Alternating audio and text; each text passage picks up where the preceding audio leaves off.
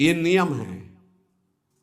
वाणी से सत्य बोलना, अजपा जाप उसी का चलेगा, सत्य बोलने वाले का। ये जब उतरे हैं भगवत मार्ग में तो झूठ काहे को बोले भाई, काहे को झूठ बोले। लेकिन झूठ का तो ऐसा राज्य हो चुका है जबान पे, मतलब समझी में नहीं आता कि हम झूठ बोल रहे हैं। और झूठ में कलयुग का वास है, असत्य, इसमें कलयुग का वास है। इसीलिए प्रायः सबकी वाणी से झूठ निकलता है। झूठे ही लेना, झूठे ही देना, झूठे ही भोजन, झूठ चबेना। तो कम से कम और भूले तो भूलो तुम जिन भूलो मालाधारी, अय भगवत पार्षद तुम क्यों भूल रहे हो कि तुम सत्य स्वरूप भगवान की आराधना करते हो। प्रेम पूर्वक जप करना, समदर्शित्व भाव लाना। अजपा जाप 24 घंटे होता है श्वास के साथ पहले। 4 वर्ष के साधन से विमान में आए हुए भगवान नारायण का दर्शन। भाई जी महाराज का तो ऐसे दर्शन, निज पार्षद जन निज जन थे, उनके बीच में भाई जी से पूछते जा रहे हैं पूज्य श्री जयदयाल गोयनका जी, भगवान के चरण कितनी दूर हैं? बस बोले पास हैं, स्पर्श कर रहा हो। कैसे लोगों को विश्वास होगा? कैसे? जैसे वो एक विज्ञान से पढ़े लिखे डॉक्टर, तो उनको लग रहा था कि संत ऐसा कैसे कर सकते हैं कि किसी का कैंसर नष्ट कर दें। जैसे उनको लग, पूज्य राधा बाबा के प्रारब्ध को भाई जी ने अपने शरीर पर लिया। देखो, नाटक करना अलग बात है, सिद्ध संत जन करुणामय होते हैं। कल फिर बताया था, उन्होंने अपने प्रारब्ध जो भजन साधन से एकत्रित किया हुआ उनको दिया, प्रारब्ध अपने ऊपर ले लिया, अपनी टांग कटा ली उनका कैंसर। भाई जी अस्पताल में भर्ती रहे राधा बाबा के प्रारब्ध को लेकर के। इन संतों की महान उदारता और महिमा को कैसे कोई जानेगा। ये अजपा जाप में बड़ी सामर्थ्य है। इसमें क्या होता है कि जपना नहीं होता है, पर यहां तक पहुंचना कठिन है। पीछे बताया गया था कि इतने समय तक अगर आप वैखरी से भजन करें, परसों ही शायद चर्चा हुई थी, फिर आपके कंठ से चलने लगेगा, फिर आपके हृदय से चलने लगेगा, फिर नाभि से चलने लगेगा। ये श्वास पर अभ्यास किया जाता है। ऐसा जैसे आवाज ना निकले पर आप गुनगुनाओ, नाक की वायु को अंदर से काटते हुए नाम के द्वारा, बस आवाज नहीं निकल रही, वो क्या चल रहा है श्वास में। हमने नारायण शब्द का अभ्यास किया। नारायण स्वामी जी कह रहे, जो हमें गुरुजी ने दिया नारायण नारायण। 24 घंटे इसका अभ्यास करते करते रोम रोम आनंद से भर गया और नारायण शब्द स्वाभाविक चलने लगा। अजपा जाप बहुत जल्दी भगवत साक्षात्कार कराता है। करता नहीं रहता जाप का, और जाप होता है। भोरी सखी जी ने भी कहा, नाम श्वास दो बिलक चलत है, इनको भेद नमो को भावे, श्वास ही नाम नाम ही श्वासा, नाम श्वास को भेद मिटा। बहुत जो चाहोगे प्राप्त हो जाएगा। ये रुपया पैसा संसार की भोग सामग्री, ये तो तुम्हें कोई देगा भी तो तुम्हारी इच्छा नहीं होगी, आसक्ति नहीं होगी इनकी तरफ। ब्रह्मादि के भोग सब विषम लागत ताई, नारायण ब्रज चंद की लगन लगी है जाई। अजपा जाप को निरंतर चलाने के लिए एकांत में भगवान की कुछ स्तोत्र और प्रार्थना है, उनको गाइए और रोइए, प्रभु से प्रार्थना कीजिए, क्या मुझे अजपा जाप दे दीजिए, निरंतर भजन दे दीजिए, वो दे देंगे। हमने संतों से सुना है कि भगवान भजन मांगने की बात को बड़ी जल्दी पूरी करते हैं, कि मुझे अखंड भजन दे दीजिए। हृदय से जब चाहोगे तब, वो अंतर्यामी है, वो आपके अंदर बैठे देख रहे हैं। भगवान मुझे भजन दे दिए, और आपके चल रहा विविध भोगों की, तो पहले उन भोगों को नष्ट करेंगे या पूर्ण कराएंगे, तब आखिरी बातें आएगी। जब विभीषण जी श्री भगवान के सन्मुख गए तो भगवान ने सबसे पहली बात पूर्ण की, जो लंका में चलते समय भाव आया था कि भगवान के चरणों का आश्रय लेकर उनके बाहुबल से इस रावण का विनाश करके जिस सिंहासन पर बैठकर इसने लात मारी यहीं बैठूंगा आके। पहला काम किया, समुद्र का जल मंगाकर लंकाधिपति पद पर अभिषिक्त कर दिया। और लंकेश कह के उन्होंने कहा कि प्रभु उर्कछु प्रथम वासना रही, प्रभुपद प्रीति सरित सो वही। प्रभु आपके चरणों के दर्शन से कोई कामना नहीं। तो भगवान कहते नहीं, पहले कामना की थी उसकी पूर्ति ले। हम भगवान से भजन मांगेंगे, साथ में नाना प्रकार की वासनाएं हैं, तो इसीलिए जब बहुकाल करी सत्संगा, सत्संग सुनते सुनते ये दिमाग में बैठ जाता है कि भोग वासनाएं कामनाएं ये हमें फंसाने वाली हैं, हमें नहीं चाहिए। जब आपके अंदर से उदासीनता आएगी तब भजन की मांग पूरी हो जाएगी। कभी कभी भगवान का गुणानुवाद करके एकांत में रोया करे साधक। कभी रोना आता है अपने इंद्रिय और मन के विलास की पूर्ति ना होने पर। इतने मोटे मोटे आंसू गिरते, तब लगता है कितने कीमती आंसू कितने घटिया जगह में गिरा रहे हो। अरे इन्हीं से प्रभु को खरीद लेते हैं। अगर उनके लिए रो देते तो इतने करुणामय हैं वो कि आपको आभास होने लगता। भले हम अंतःकरण उस कोटि की व्याकुलता नहीं कि मेरे प्रभु हम पर कितनी कृपा कर रहे हो, अगर हृदय से उनको पुकारे तो निश्चित वो अनुभव में आ जाते हैं। छोटी छोटी बातों में लोग रो देते हैं, ऐसे रो देते हैं, मोटे मोटे आंसू चल रहे बात में ऐसे। और प्रभु की चर्चा हो जाए घंटों, कोई फर्क नहीं पड़ेगा। ये तो आश्चर्य लगता है। और भक्तों को चाहे जितना भीषण कष्ट हो, कभी आंसू नहीं निकल सकते। जब आंसू निकलेंगे तो भगवत भाव में निकलेंगे। कह रहे नारायण स्वामी कि अजपा जाप के लिए भगवान से प्रार्थना करो। कभी कभी एकांत में उनके स्तोत्र हैं, गुण हैं, उनको गा गा कर रो, उनसे प्रार्थना करो, हे दीन बंधु मुझे अपना अखंड भजन दे दो। जो चाहिए सब प्राप्त हो जाएगा। भजन से क्या नहीं प्राप्त हो सकता। एकांत में बैठकर रोने से, ऐसे प्रतिदिन जब आप नियम बना करके प्रभु से प्रार्थना करेंगे।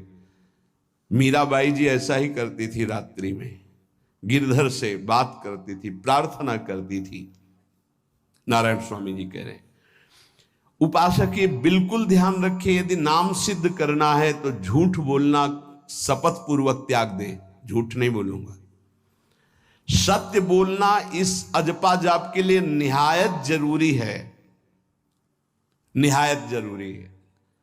प्रार्थना है, काहे को मलिन करे जिह्वा। जब हम भगवत मार्ग में चल रहे तो ये याद भूल जाती है हमें कि हमें सत्य ही भाषण करना है, असत्य नहीं बोलना। ये हमें भूल जाते हैं। क्यों भूल जाते हैं? क्योंकि माया का ऐसा प्रभाव। अगर हम भजन के प्रेमी हैं, भजन बढ़ाना चाहते हैं, तो हम झूठ क्यों बोले?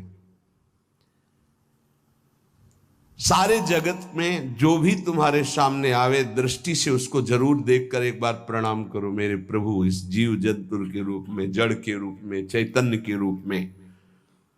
इससे तुम्हारे हृदय में पवित्रता बढ़ेगी, अजपा जाप चलने में सहायक होगा। सत्य बोलना, भगवान से एकांत में रोकर प्रार्थना करना, सबके प्रति भगवत भाव रखकर प्रणाम करना, जिससे तुम्हारा कहीं दोष दर्शन नहीं होगा। किसी के मन को दुखाने वाली कभी बात न कहे, किसी को दुर्वचन न कहे, किसी का वैर भाव अपने हृदय में स्वीकार न करे। ये साधन मैंने स्वयं किया है नारायण की कृपा से। इस दास को वेदांत का भी पूरा ज्ञान है और भक्ति मार्ग का भी। दोनों का आखिरी भाव समदर्शिता है, चाहे भक्ति से चाहे ज्ञान से। सब में ब्रह्म देखना, सब में वासुदेव देखना, सब में इष्ट देखना। भक्ति विषय में भजन और ज्ञान विषय में नारायण, ये दोनों बात भक्त में होनी चाहिए। भक्ति का प्रथम और अंतिम विश्राम भजन, हर समय भजन चलना। और आंतरिक ज्ञान का विषय सब में हमारे इष्ट देव। ये दो बातें जरूर होनी चाहिए परिपक्व भजनानंदी होने के लिए। अगर भगवान की प्राप्ति करनी है तो ये दो बातें बड़ी जोर की है, भजन निरंतर और जिसके भी सानिध्य में आए उसमें भगवत भाव करना। मेरे नारायण ने मुझसे कहा, वो फरमाया कि उनके पीछे पीछे मैं चलता हूं जो मेरे ऐसे भजन करने वाले भक्त होते हैं। और श्री कृष्ण चंद्र जी ने दयालुता में भागवत में कहा, अनुब्रजाम में हम नित्यम पुयत्यंगुरेण भी। मुझे बहुत रोना आता है बात सुनकर के कि दास की चरण रज के लिए स्वामी पीछे पीछे डोलता है। किस भक्त के पीछे? जो दो बातें यहां कही, जो निरंतर नाम जप करता है और सब में भगवत भाव रखता है। तो भगवान नारायण ने स्वामी नारायण स्वामी से कहा कि मैं उसके पीछे पीछे डोलता हूं कि उसकी चरण रज मेरे ऊपर पड़ जाए। और भगवान श्री कृष्ण चंद्र जी ने कहा, निरपेक्षम मुनिम शांतम निर्वैरम सम दर्शनम। निरपेक्ष जो किसी की अपेक्षा नहीं रखते, किसी से कोई संबंध नहीं, स्वार्थ का। मुनिम जो निरंतर मंत्र का नाम का मनन करते रहते हैं। शांतम हर द्वंद्व की प्रहार स्थिति में वो शांत रहते, विचलित नहीं होते। निर्वैरम कोई उनसे वैर करे तो भी वो उससे वैर नहीं करते। और समदर्शी सब में अपने इष्ट को देखते। ऐसे संतों के पीछे में भगवान कहते उनकी चरण रज लेने के लिए हर समय पीछे पीछे रहता हूं।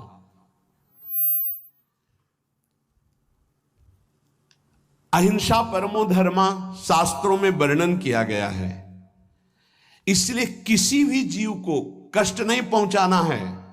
गर्दन झुका करके रास्ते में चलना सीखो कि नीचे कोई जीव तो नहीं दब रहा हमारे पैर से। शरीर को सावधानी पूर्वक, किसी को दुख न पहुंच जाए मेरे शरीर से।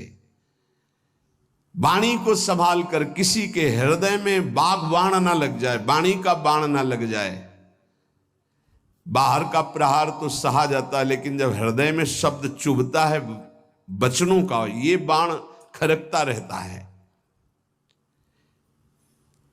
किसी भी जीव को कभी मारना नहीं, वो तुम्हें नुकसान नहीं पहुंचाएगा। गीता वाटिका में सांप निकला, फण वाला कोबरा। राधा बाबा ने कहा, देखो अभी केवल हमने देखा है, अगर और लोग देखेंगे तो आपको पीड़ा पहुंचा सकते हैं। इसलिए एक लकड़ी उठाई और कहा, मैं रास्ता बना रहा हूं, आप इधर से चले जाओ। ऐसे किया, सांप उधर चला। सब में भगवान है। अगर हम भगवत भाव करते हैं तो निश्चित वहां से कोई विरोध नहीं होगा। जब हम भगवत भाव करते तो सर्वात्मा भगवान वहां विराजमान, कैसे आक्रमण करेंगे? जैसे रत्नावती जी के लिए माधव सिंह ने जंगली शेर पिंजड़े में बंधवा कर वहां लाए और ऊपर से बालकनी से पिंजड़े का ऐसे खींच दिया गया, शेर बाहर निकला दहाड़ता हुआ। और वो पूजा में थी ठाकुर जी के। संतशाला में बहुत से संत विराजमान थे। दासी ने कहा, महारानी सावधान, सिंह। आरती करने जा रही थी, मुड़ी और कहा, नहीं सिंह नहीं, नृसिंह। हमारे भगवान नृसिंह देव पधारे। और थाल लेकर मुड़ी तो जैसे सीधी गाय ऐसे खड़े हो गए।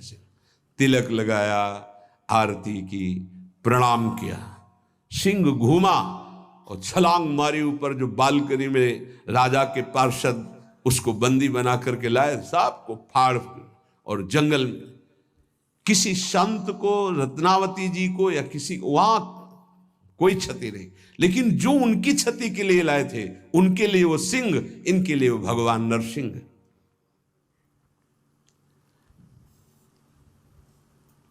यथा योग्य दूसरे की सहायता करना, ये अपने भजन को बढ़ाने के लिए अत्यंत आवश्यक है। नारायण स्वामी जी कहते हैं, साधु क्या सहायता करेगा? मान लो जो अकिंचन है वो क्या सहायता करेगा? तो विद्या दान सबसे बड़ा दान है। तुमने जो शास्त्रों में स्वाध्याय किया है, जो अनुभव किया है, वो दूसरों को दो। जो अधिकारी है, जो दैन्य है, जो सुनना चाहता है, उसे जरूर सुनाना चाहिए। जो विद्या का दान करता है, भगवान का भजन बहुत सहजता से होने लगता है दूसरे को भजन में लगाने की बात। इसीलिए जैसे आप गृहस्थ में हैं तो आप अपने परिवार के छोटे बच्चे बड़े सब 5 मिनट आप राधा राधा कहिए, आप 10 मिनट भजन कीजिए, आप स्वयं कीर्तन कीजिए, पूरे परिवार को सुनने को मिले, बहुत लाभ मिलता है। सब अगर नगर कीर्तन करें तो लाखों लोगों के पाप नष्ट हो जाए, आपको बहुत जल्दी भगवत प्राप्ति हो जाए। ये साधन होते थे। अब क्या हो गया कि इतनी भजन के प्रति लघु बुद्धि हो गई कि शर्म लगेगी कि हम पूरे गांव में कैसे कीर्तन करें। जो शर्म लगने वाली बातें उनमें शर्म नहीं, नाम जप में शर्म लगेगी कि हम 10 लोग मिलकर नगर कीर्तन करें।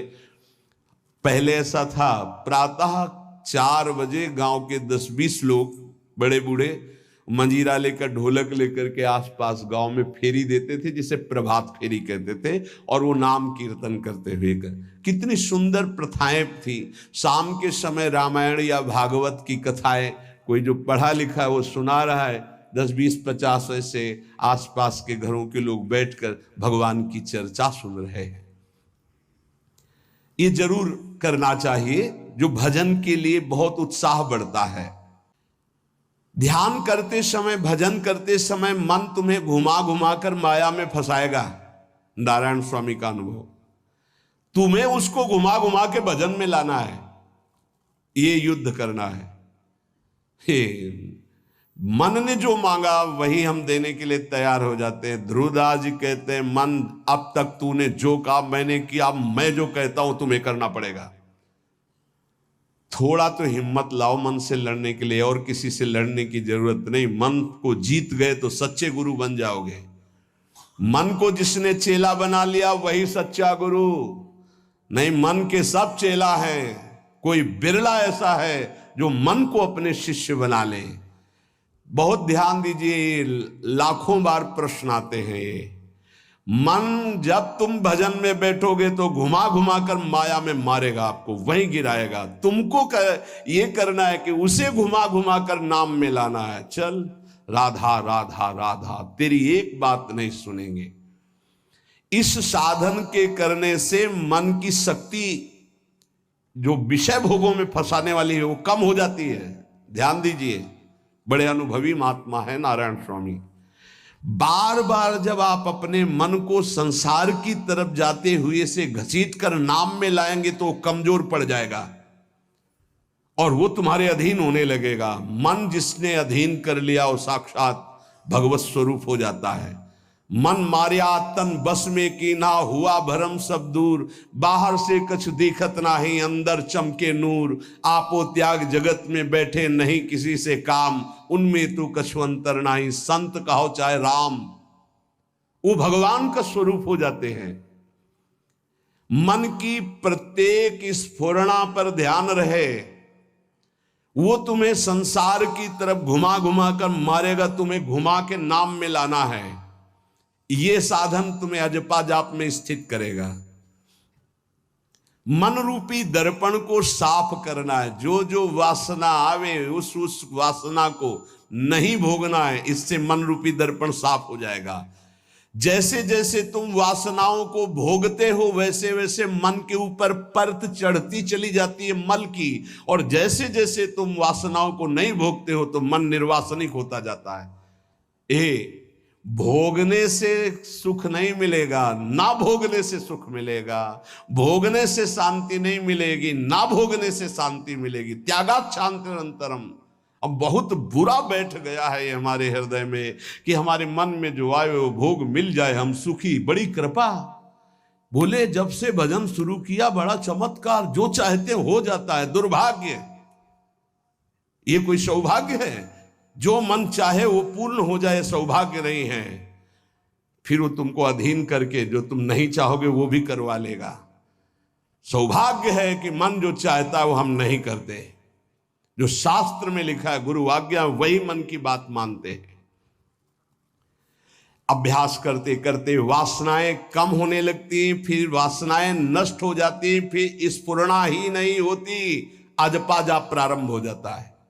विक्षेप यही वासनाएं पहुंचा रही भजन में। भजन से जो महासुख मिलता है तुम्हें कैसे बताऊं, नारायण स्वामी कह रहे हैं। मन को वश में करने पर जो सुख मिलता है वो ब्रह्मा को भी सुख नहीं है। अब आप सोच लीजिए, मन के अधीन होने पर दुर्गति तो सब देख रहे हैं, लेकिन मन को वश में करने पर जो सुख है वो परमेष्ठी पद ब्रह्मा में भी नहीं है। इसीलिए भक्त कहता है, न पारमेष्ठ्यम न महेंद्र धिष्णम, नहीं चाहिए देवराज इंद्र का पद या ब्रह्मा का पद, ऐसा सुख स्वयं मिल गया क्योंकि मन अधीन हो गया। इसलिए इस दास ने स्वामी नारायण की कृपा से इस मन को अधीन किया। नेत्रों से जलधारा बहने लगी और हर समय नारायण की छवि नेत्रों में बस गई और जिह्वा ने प्रबल रूप धारण कर लिया, नारायण नारायण नारायण नारायण। अभी जिह्वा प्रबल रूप, समोसा चटनी ये वो कैसे नाम मीठा लगे, राधा नाम सुधा रसम, पानी आया मुंह में? नहीं।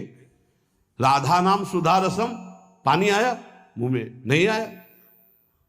वह भी गरम गरम समोसा चटनी ये या अमुक चीज या अमुक, मुंह में पानी आ जाएगा, क्योंकि हमारी जिह्वा का स्वाद बिगड़ गया। बोले हमारी जिह्वा प्रबल हो गई, किस बात में? रुकी नहीं रही, राधा राधा राधा राधा, जैसे राधा बाबा की। नारायण स्वामी जी कह रहे नारायण नारायण नारायण। हमने इसको कैसे वश में किया? बाजार में जाता, मिठाई की दुकान के सामने खड़े होता, जो सब चीज दिखाता, और फिर कहता नारायण नारायण नारायण, कुछ नहीं मिलेगा, चलो। फल की दुकान में जाता, जगह जगह इसको हर चीज दिखाया, कुछ नहीं दिया, ये हमको जलाया, वो हम नारायण नारायण के द्वारा इसको शांत किया।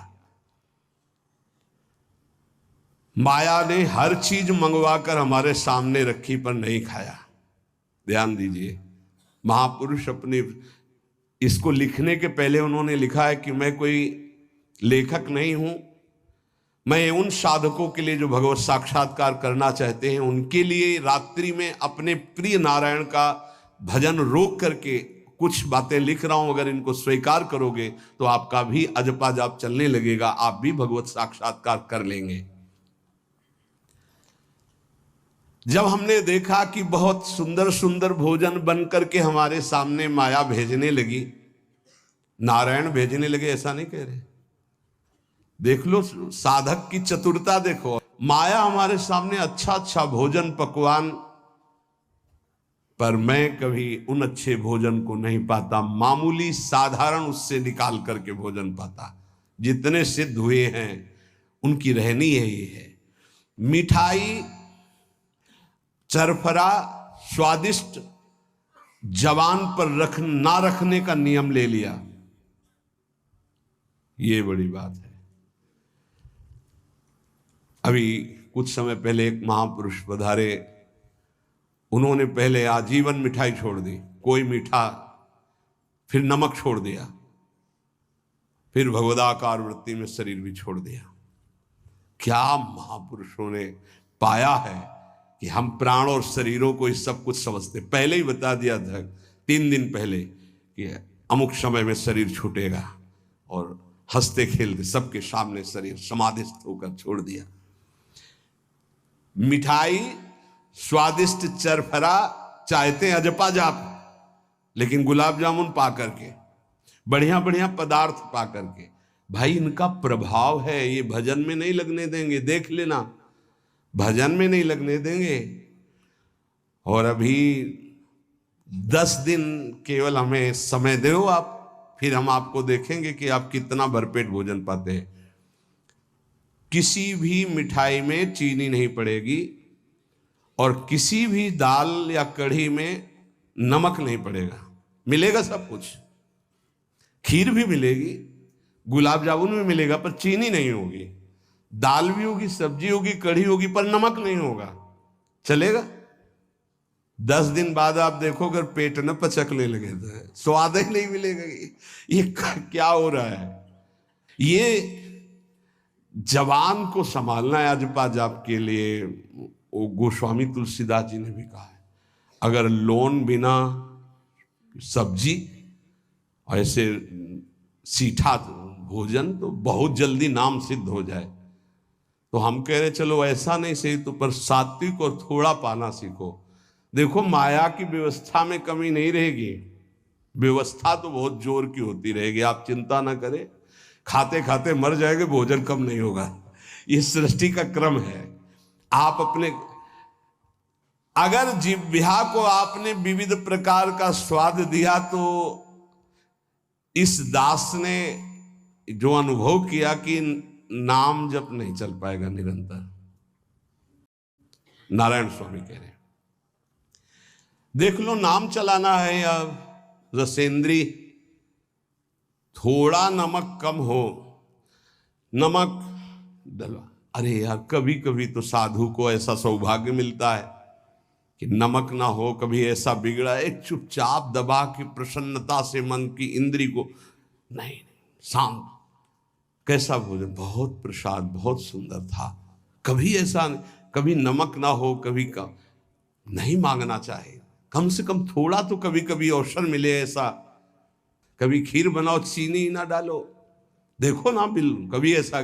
फिर देखो खीर कौन मांगता है, एक दोना के बाद मान लो उपदेश हो गया कि तो एक दोना के बाद खीर नहीं, वो अजपा जाप के लिए खीर मना है अजपा जाप के लिए। ये रसेंद्री का विलास बहुत विचित्र, बहुत विचित्र है। खाते खाते मीठा शुगर हो गया, खाते खाते परेशान, लेकिन फिर भी रसेंद्री नहीं मानती। जो निरंतर भजन करना चाहता है उसे 24 घंटे गुरुजनों के द्वारा बनाई हुई दिनचर्या में ही रहना चाहिए। एक दिनचर्या कोई पकड़ लीजिए, एक आज्ञा पालन कीजिए। अगर 100 आज्ञा ना पालन करने की सामर्थ्य आ जाए तो बताना, एक कोई आज्ञा पालन कर लीजिए, वो 100 आज्ञा पालन, और एक आज्ञा उल्लंघन कर दीजिए, 100 आज्ञाओं से आपको नीचे गिरा देंगे। एक दिनचर्या पालन कर लीजिए, आप अपने मन को आज्ञा पर लगा दीजिए, एक दिनचर्या पालन कर लीजिए। कौन सी दिनचर्या ऐसी कठिन जो आप पालन नहीं कर सकते। मैंने एक यूरोप का आदमी था, वो बहुत अमीर था। वो मरते समय घर वालों को कहा कि मैं एक वसीयत लिखा है, वो मुझे पढ़ने को मिली उस दिन। पूज्य नारायण स्वामी जी कह रहे हैं उसमें कोई रुपया पैसा की वसीयत नहीं थी। उसने एक बहुत मोटे अक्षरों में शब्द पूरा खाली, पूरी डायरी खाली, केवल एक शब्द, और कहा मैं ये वसीयत आप लोगों को लिखकर, time is money in the world. सही शब्द है कि गलत है? वर्ड होगा, हाँ, क्योंकि ज्यादा पढ़े लिखे। Time is money in the world. दुनिया में सबसे बड़ी संपत्ति समय है। दुनिया में सबसे बड़ी संपत्ति समय है। जब से मैंने ये पढ़ा तो इस दास ने समय की सदैव कद्र की है, हर समय को सार्थक किया है। या निरर्थक करने में समय की सार्थकता समझ रहे हैं। निरर्थक सोना, निरर्थक बातें करना, बिना भजन के जो सेकंड गया व्यर्थ गया। बहुत सुंदर बात है, जिसने समय की कीमत पहचान ली वो सबसे बड़ा संपत्तिवान। Time is money in the world. संसार में समय ही सबसे बड़ी संपत्ति है। समय की सदुपयोग वृत्ति, राधा राधा राधा राधा, इसको पाबंदी में बांधिए, तुम्हारा लोक परलोक दोनों सुधर जाएगा। समय को एक, इस समय ये, इस समय ये, इस समय ये, इस समय। परसों जब इसी का सत्संग हुआ था तो ये हुआ था कि यदि आपने किसी को 5 बजे का समय दिया तो 5 मिनट पहले पहुंच जाइए। ये साधक का लक्षण होता है। अगर 3:30 बजे से वाणी पाठ होता है तो आपको यहां 3 सवा 3 बजे ही उपस्थित हो जाना चाहिए। आप सर्वांतर्यामी भगवान के द्वारा दिया हुआ दिव्य मानव देह और दिव्य सत्संग और इसको दिव्य बनाने का अवसर खो मत। नहीं, ये सोने के लिए नहीं, ये व्यर्थ के लिए नहीं, ये मुंह दिखी करने के लिए नहीं है, ये अंता से पालन करने के लिए है। जब से मैंने ये शब्द पढ़ा था time is money in the world, तो अपने जीवन में कभी एक मिनट भी व्यर्थ नहीं खोने दिया, एक मिनट भी। देखो यही लगन नींद पर विजय प्राप्त करवाती है, यही लगन कि मुझे समय बर्बाद नहीं करना, जितना अधिक से अधिक भजन। पता नहीं आज शाम हो कि ना हो, हम क्यों अपने इस दिव्य समय को नष्ट करें। पर लोग समय कटता नहीं है, इसलिए टेलीविजन और कई कई प्रकार की बहिर्मुख वृत्तियों को स्वीकार करते हैं कि समय काटना है। बोले समय नहीं कटता। और सही पूछो तो भगवान से मनाया जाता है कि नींद ना आवे, कभी ये रात्रि ना हो, इसके लिए कि मैं रात्रि हो गई तो 10 घंटे 8 घंटे सो रहा हूं। नहीं, रात दिन भजन, जाना है यहां से। पता नहीं आप लोगों के दिमाग में है कि नहीं है, हर समय बात है कि जाना है, कोई भी मिनट आखिरी हो सकता है, बिल्कुल चलो, जाना है।